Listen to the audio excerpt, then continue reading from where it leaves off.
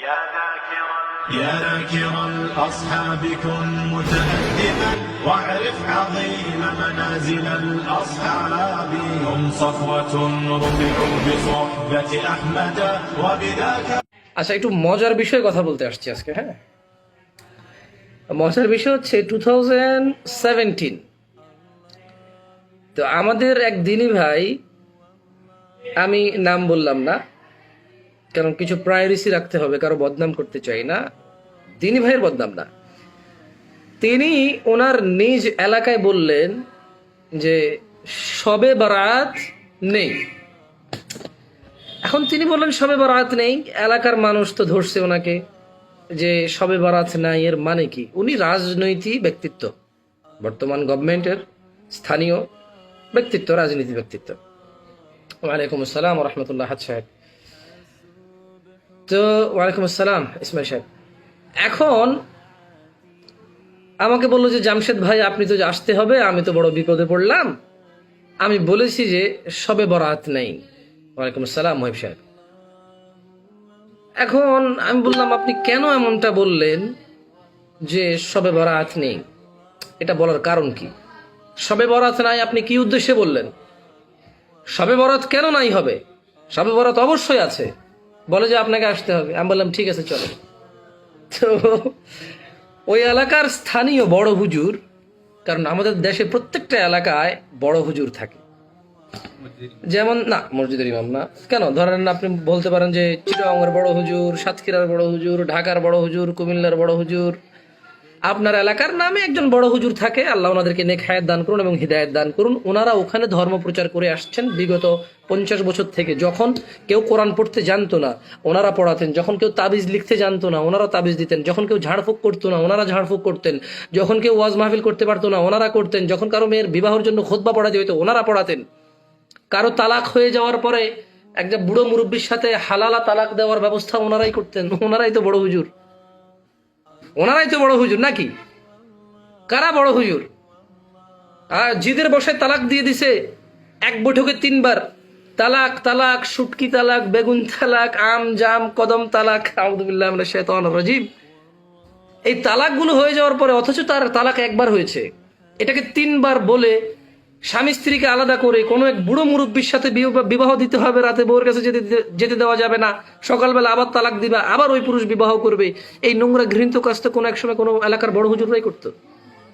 তো ওরা যদি না করতো তাহলে কে করছে এটা? যাই হোক, বড় হুজুরকে আসছে ডেকে। তা আমি বললাম যে দেখেন ভাই, আমি যাব, কোনো ভেজাল চাই না, আপনি ভুল বলেছেন, শবে বরাত নেই বলে আপনি একটা সেন্সে ভুল বলেছেন। একটা সেন্স, বাংলাদেশের শবে বরাত একটা সেন্সে শবে বরাতকে আমরা দেখতে পাই। বাট যদি আপনি ভাষাগত দিক থেকে যান তাহলে দেয়ার ইজ 2 সেন্স। একটা হচ্ছে মিনিং, আমাদের এশিয়া মহাদেশে বাংলাদেশ, ইন্ডিয়া, পাকিস্তান আরো দেশ থাকতে পারে, আমার ওগুলো সম্পর্কে আইডিয়া নেই। এখানে শবে বরাত একটা মিনিং এ নেওয়া হয়, বাট শবে বরাতের একটা অর্থও আছে। তো দেয়ার ইজ 2 সেন্স। তো সেন্স অনুযায়ী আমি বললাম না শবে বরাত নেই বলে তো একটা সেন্সে ভুল বলেছেন আর একটা সেন্সে ঠিক বলেছেন, চলেন যাই। গেলাম, ফুটো ফুটো বৃষ্টি পড়ে, ছোট ছোট গুড়ি বৃষ্টি পড়ে, 2017 সাল। গেলাম ওখানে, গ্রামের চায়ের দোকানে হিউজ মানুষ জমা হলো। আফজাল ভাই কথা শুনলে আপনি অবশ্যই বুঝতেছেন আমি কি বলতেছি। তো গ্রামের চায়ের দোকানে, বিশাল বড় একটা চায়ের দোকান, টিনের, হিউজ মানুষ জড়ো হয়েছে ওখানে। এখন বড় হুজুর বসছে, আমি বসছি, আমি ওনার সাথে সালাম বলেছি, মত বিনিময় করে ওনার থেকে দোয়া নিয়েছি, ওনার সাথে নম্রভাবে কথা বলার চেষ্টা করে ওনাকে বললাম। এইবার হচ্ছে মেইন টপিক, মজাদার টপিক। অনেক মজা পাবেন ইনশাআল্লাহ এবং অনেক শিখতে পারবেন আশা করি। যারা আপনাদের শবে বরাত নিয়ে তর্ক করে অ্যাটলিস্ট ওনাদেরকে দিবেন এই ভিডিওটা।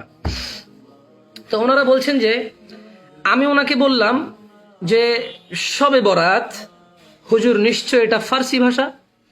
হুজুর বললেন যে জি এটা অবশ্যই ফার্সি ভাষা। উনি এভাবে বলেননি, উনি আমার সাথে অ্যাগ্রি হয়েছেন, আমি বলছি এভাবে। আমি বললাম নিশ্চয়ই ফার্সি ভাষাটার একটা অর্থ রয়েছে বাংলাতে। তিনি বললেন হ্যাঁ। আমি বললাম নিশ্চয়ই এর অর্থ হচ্ছে ভাগ্য রজনী। তাহলে ফার্সিরা যাদের নিজ ভাষায় এটাকে শবে বরাত বলে, আমরা বাংলাদেশিরা আমাদের বাংলা ভাষায় এটাকে ভাগ্য রজনী বলবো। ঠিক একই বিষয় যখন আরব বিশ্বে যাবে, এটা হয়ে যাবে কি লাইলাতুল কদর। শবে বরাতের যদি আপনি আরবিক ট্রান্সলেশন করেন, ইট ডাজ মিন লাইলাতুল কদর। তা আমি হুজুরকে বললাম, হুজুর শবে বরাতের অর্থ যদি লাইলাতুল কদর হয়, তাহলে লাইলাতুল কদর কোন মাসে হয়? তিনি বললেন রমজান মাসে হয়। আমি বললাম নিশ্চয় এটা 20 রমজানের পরে, যদিও আপনারা 27 বলে গণ্য করেন। আমি বললাম এটা 20 রমজানের পরে, যদিও আপনারা এটাকে 27 বলে গণ্য করেন। তাহলে হুজুর শবে বরাত ফার্সি ভাষা, যার বাংলা হচ্ছে ভাগ্য রজনী, যার আরবি হচ্ছে লাইলাতুল কদর। আর আউযু বিল্লাহি মিনাশ শাইতানির রাজিম, বিসমিল্লাহির রহমানির রহিম। ক্বাল আল্লাহু জাল্লা ওয়া আলা, ইন্না আনজালনাহু ফি লাইলাতুল কদর, নিশ্চয় আমি নাজিল করেছি লাইলাতুল কদর। তাহলে আমাদের আফজাল ভাই যে বলেছিল এই শবে বরাত নাই, উনি এই সেন্সটা ভুল বলেছে। এটা কোরআনে আল্লাহ বলেছে যে লাইলাতুল কদর আছে এবং আল্লাহ নাজিল করেছে। দ্যাটস মিন শবে বরাত আল্লাহ নাজিল করেছে, কিন্তু কখন? রমাদান মাসে 20 রমাদানের পরে বেজর রাত্রিগুলো হচ্ছে শবে বরাত। তাহলে হুজুর শবে বরাত ফার্সি, বাংলা ভাগ্য রজনী, আরবিতে হচ্ছে লাইলাতুল কদর। হুজুর লাইলাতুল কদর যদি 20 রমাদানের পরে হয়, তাহলে আজকে কি? হুজুর বলে শবে বরাত। আস্তাগফিরুল্লাহ। আমি হতভম্ব। আপনারা কেউ ভাববেন না যে আমি হুজুরকে উপহাস করছি, বাট আমি স্ট্রেঞ্জ, আই এম শকড। আমি ওনাকে বললাম যে শবে বরাতের বাংলা যদি ভাগ্য রজনী হয়, যার আরবি হচ্ছে লাইলাতুল কদর, লাইলাতুল কদর যদি রমজান মাসে হয়, আজকে শাবান মাসের 15 তারিখে কি? উনি বলে আজকে শবে বরাত। আমি বললাম তাহলে শবে বরাত মানেই তো লাইলাতুল কদর ভাষাগত দিক থেকে। তা আপনি বললেন লাইলাতুল কদর 20 রমজানের পরে 27 তারিখে, 27 রমজানে। আপনি আবার বলছেন যে এটা শবে বরাত, আজকে শবে বরাত এটা হচ্ছে 15 শাবানে। তাহলে হুজুর 15 থেকে 15-30 হয় 15 দিন, রমজান মাসে 20 দিন, তাহলে হচ্ছে 20 আর 35, 35 আর 27 তারিখে আপনি বলছেন যে লাইলাতুল কদর। তাহলে আপনার হিসেবে 42 দিন পরের জিনিস আপনি 42 দিন আগে কিভাবে করেন? ওনাকে আসলে আমি বুঝাতে পারলাম না, এটা আমি বলবো না। আমি ওনাকে দিনের দাওয়াত দিয়েছি, যেমনটা ক্বাল আল্লাহু তাআলা ফিল কিতাবিহিল মাজিদ, ফাযাক্কির ইন্নামা আনতা মুযাক্কির। আমি বারবার এই আয়াতগুলো পড়ি, আমার এভরি লাইভ প্রত্যেকটা বক্তব্য আমি বলি, যেমনটা ক্বাল আল্লাহু তাআলা ফাযাক্কির ইন্নামা আনতা মুযাক্কির। ও মুহাম্মদ সাল্লাল্লাহু আলাইহি ওয়াসাল্লাম, উপদেশ দিন, আপনি একজন উপদেশ দাতা মাত্র। লাস্তা আলাইহিম বিমুসাইত্তির, আপনি কারো কর্ম নিয়ন্ত্রক নন। ইল্লা মান তাওয়াল্লা ওয়া কাফার, যেই ব্যক্তি বুঝ পাওয়ার পরে ফেরত যাবে, ফায়ুআযিবুহুল্লাহুল আযাবাল আকবার, নিশ্চয়ই আল্লাহ এদেরকে কঠোর দণ্ডে দণ্ডিত করবে। কেন? কিভাবে? ইন্না ইলাইনা ইয়াবাহুম, নিশ্চয়ই এদের প্রত্যাবর্তন আমি রবের দিকে। সুম্মা ইন্না আলাইনা হিসাবাহুম, অতঃপর আমি এদের হিসাব নিকাশ নেব। টু স্ট্রেঞ্জ, বিকজ আপনি কাউকে বুঝাইতে পারবেন না। রাসূলুল্লাহ সাল্লাল্লাহু আলাইহি সাল্লাম যখন তার প্রিয় চাচাকে বললেন লা ইলাহা ইল্লাল্লাহ স্বীকার করার জন্য, এত ভালোবেসে বললেন, এত আদর করে বললেন, কান্নাকাটি করে বললেন, খুব করে বললেন, তখন আল্লাহ আয়াত নাজিল করলেন, ইন্নাকা লা তাহদি মান আহবাবতা ওয়ালাকিন্নাল্লাহা ইয়াহদি মান ইয়াশা।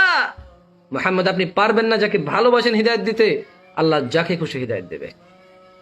তো তিনি ভাইরা, আমি বলেছি এটা মজার কাহিনী, কিন্তু এটা করুণ কাহিনী। মানে আমি কোনো নামকরণ করতে পারছি না। এর একজন বড় হুজুর, যিনি নিজ মুখে বললেন শবে বরাত ফার্সি ভাষা, যিনি নিজ মুখে দাবি করলেন যে শবে বরাতের বাংলা হচ্ছে ভাগ্য রজনী, যিনি নিজেই এর ট্রান্সলেশন করলেন ভাগ্য রজনীর আরবি হচ্ছে লাইলাতুল কদর, যিনি নিজেই বললেন লাইলাতুল কদর হচ্ছে রমজানের 20 রমজানের পরে 27 তারিখে। এটা উনি বলেছে 27 তারিখে, আমরা বলি বেজর রাত্রিতে। আল্লাহু আলাম, আল্লাহ ভালো জানে কোন রাত্রিতে। আচ্ছা, এত কিছু নিজ মুখে বলার পরও তিনি বলছেন যে 15 শাবান হচ্ছে শবে বরাত, মানে এটা লাইলাতুল কদর না, এটা শবে বরাত, আর 20 রমজানের পরেটা হচ্ছে লাইলাতুল কদর। তো আমি ওনাকে বুঝাইতে পারলাম না যে হুজুর এটা কি। আমি এটাও বলেছি, আমার হাতে মোবাইল ছিল, তো মোবাইলের বাংলা আমি জানি না, তখন আমি কাউকে বললাম একটা কলম দিতে, ঠিক এভাবে আমি বললাম হুজুর এটার নাম হচ্ছে কলম, এটাকে ইংরেজিতে বলবে pen. It doesn't mean there is a two thing. এর মানে এ না যে এখানে দুইটা জিনিস, এখানে একটা জিনিস। প্যান হোক আর কলম হোক আর কলম হোক, আরবিতে কলম বা গলম। তো এখানে আপনি, এটা একটাই জিনিস, ভাষাগত দিক থেকে 3টা নাম, প্যান কলম, 2টা নাম, কিন্তু জিনিস একটা। এরপর আমি ওনাকে বললাম যে আমার কাছে ছিল চাবি, ওই সময় আমার বাইকের চাবি ছিল। আমি বললাম যে হুজুর দেখেন আপনি, এটা হচ্ছে কি, ইংলিশে কি বলে, মানে চাবি, বাংলাতে চাবি, আরবিতে বলে মুফতাহ। এখানে 3টা নাম, এর মানে এই না যে এখানে 3টা জিনিস। আপনি লাইলাতুল কদর বলবেন, যার ফার্সি করবেন শবে বরাত, যার বাংলা করবেন ভাগ্যের রজনী, এরপরে শাবান মাসের 15 তারিখে আপনি করবেন শবে বরাত, আর রমজানের 20 তারিখের পরে 7 দিন পরে 27 তারিখ করবেন লাইলাতুল কদর। এটা কেমন কথা? লাউ কদু এক যদি হয়, মুফতাহ কি চাবি যদি এক হয়, পেন আর কলম যদি এক হয়, তাহলে শবে বরাত আর লাইলাতুল কদর কিভাবে আলাদা হয়? আমি বললাম হুজুর এখানে একটা ভুল হচ্ছে আপনার। যদি আপনি তর্ক করে নিয়েই যেতে চান তাহলে আপনি স্বীকার করেন যে আপনি ভাষাগত দিক থেকে হলো ভুল আছেন। না, আমি শেষ পর্যন্ত কি বলবো, আমি বলছি যে দেখেন হুজুর, এখানে একটা ভুল হচ্ছে। আমার হিসাবে এটা 20 রমজানের পরে, হাদিস কোরআনের হিসাবে 20 রমজানের পরে, ইভেন আপনার হিসাবে লাইলাতুল কদর 20 রমজানের পরে। তাহলে আপনি এখানে একটা, যদি এটা আপনি ভুল না মনে করেন, তাহলে অন্তত এই ভুলটা তো করছেন আপনি, এটাকে শবে বরাত বলে। শাবান মাসের 15 তারিখে কিভাবে শবে বরাত হবে? কারণ শবে বরাতই তো হয় 20 রমজানে, রমজান মাসে হয়। রমজান 20 রমজানের পরে 21, 23, 25, 27, 29, ঠিক না? তো করুণ কাহিনী বলুন আর মজার কাহিনী বলুন, বাংলাদেশের শত শত এমন কাহিনী আছে যারা লাউ আর কদু এক মানতে রাজি, যারা মানুষকে পৃথিবীর সর্বশ্রেষ্ঠ জীব মানতে রাজি, ওয়ালাকাদ কাররামনা বানি আদম আয়াত দিয়ে, ওই লোকগুলো আবার রাসূলুল্লাহ সাল্লাল্লাহু আলাইহি সাল্লামকে বানানোর ম্যাটেরিয়াল, বানানোর উপাদান মাটি বলতে রাজি না। মনে করে ওনার ইজ্জত কম করা হয়েছে। আপনি হাজারো মানুষ পাবেন যারা বলবে লা ইলাহা ইল্লাল্লাহ, অতঃপর বলবে লিয়ুকাররিবুনা ইলাল্লাহ। এমন কিছু লোক আছে যারা আমাদেরকে আল্লাহর নিকটে করে। ওয়ালাইকুম আসসালাম ওয়া রাহমাতুল্লাহি এমডি আনোয়ার ইসলাম সাহেব। তা আমি আর বেশি কিছু বলবো না, আজকে লাইভ বড় করব না। যারা শবে বরাত শাবান মাসের 15 তারিখে করেন, আপনি আসলে রবিবারে জুমার নামাজ পড়লেন। আচ্ছা, আমার কথা কে কে শুনতে পাচ্ছেন? আমার কথা কি ক্লিয়ার? যারা শাবান মাসের 15 তারিখে শবে বরাত পালন করে, তারা রবিবারে শুক্রবারের নামাজ পড়ে।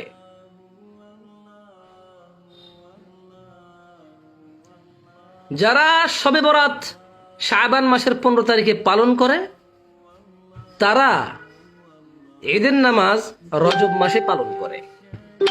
যারা শাবান মাসের 15 তারিখে শবে বরাত পালন করে, তারা সকাল 10টা বাজে মাগরিবের নামাজ আদায় করে।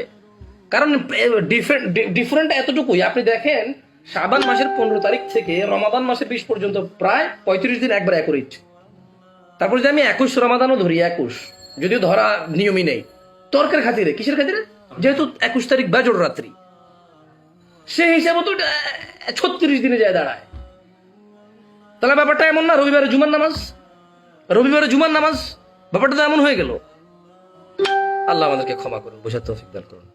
আল্লাহ সবাইকে বরকত দান করুন। আল্লাহ হিদায়াত দান করুন আমাদের, যারা আমরা হিদায়াতের পথে চলতে চাই। আল্লাহ আমাদেরকে ইখলাস দান করুন, ইখলাস। আল্লাহ সুবহানাহু ওয়া তাআলা আমাদেরকে যে আমাল আমরা করি তা খালেস ওনার জন্য করার তৌফিক দান করুন। ইখলাস ছাড়া কোনো আমল কাজে আসবে না। আমরা কখনোই আমরা এমন বিদ্যা অর্জন করব না যেটা দিয়ে কাউকে আমরা করে দেব, মানে পরাজিত করব। আমরা এই উদ্দেশ্যে বিদ্যাই অর্জন করব না। কাউকে প্রতিহত করা, কাউকে পরাজিত করা, কারো উপরে কর্তৃত্ব করা, নিজের দিকে মানুষকে আকৃষ্ট করা। আল্লাহ সুবহানাহু ওয়া তাআলা আমাদেরকে ইখলাস দান করুন, ইখলাস। আমিন ইয়া আল্লাহ। আল্লাহ সবার উপরে দয়া বর্ষিত করুন। আল্লাহ সুবহানাহু ওয়া তাআলা সবার এই মস্তিষ্কে দ্বীনে ইসলাম, দ্বীনুল হক বুঝার তৌফিক দান করুন। আল্লাহ সুবহানাহু ওয়া তাআলা যারা আমরা শুনছি এবং যে আমি বলছি সবাইকে ক্ষমা করুন। ইয়া আল্লাহ, আপনি আমাদের সবাইকে ক্ষমা করুন। যারা যারা আমার এই বক্তব্য শুনবেন, আল্লাহ এই বক্তব্যের মধ্যে যদি কোনো অনিষ্ট থাকে তুমি তা থেকে তাদেরকে আশ্রয় দিও। যে আল্লাহ এই বক্তব্য থেকে যদি কোনো উপকার থাকে তুমি তাদেরকে গ্রহণ করিও, তৌফিক দান করিও, তুমি তা গ্রহণ করিও, তুমি তাদেরকে উপকার দান করিও আল্লাহ।